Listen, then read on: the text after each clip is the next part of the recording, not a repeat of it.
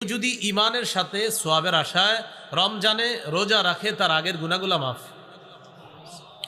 তিরমিজির 614 নম্বর হাদিস, ক্বালা রাসূলুল্লাহ সাল্লাল্লাহু আলাইহি ওয়াসাল্লাম আস-সাওমু জুন্নাতুন হাসিনা। রাসূলুল্লাহ সাল্লাল্লাহু আলাইহি সাল্লাম বলেন, রোজা হলো জাহান্নাম থেকে বাঁচার জন্য মজবুত ঢাল। যুবক ভাইয়ারা, আরেকটা হাদিস মনে রাখা, তিরমিজির 723 নম্বর হাদিস।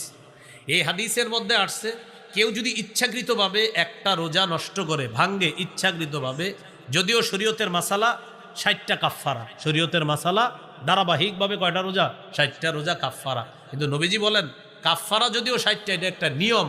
তুমি সারা জীবনও যদি রোজা রাখো, ওই এক রোজার ঘাটতি পূরণ হবে না। একটা রোজার এত দাম আল্লাহর কাছে। 60 রোজা কি? এটা শরীয়তের একটা নিয়ম। আল্লাহ নবী বলেন, তুমি যে কাজটা করছো উম্মত, খুব খারাপ কাজ করছো। ইচ্ছাকৃতভাবে একটা রোজা তুমি নষ্ট করা, সারা জীবনও যদি এইটার ঘাটতি পূরণ করতে যাও, তুমি পারবা না। রোজা আল্লাহর কাছে এত দামি হবে।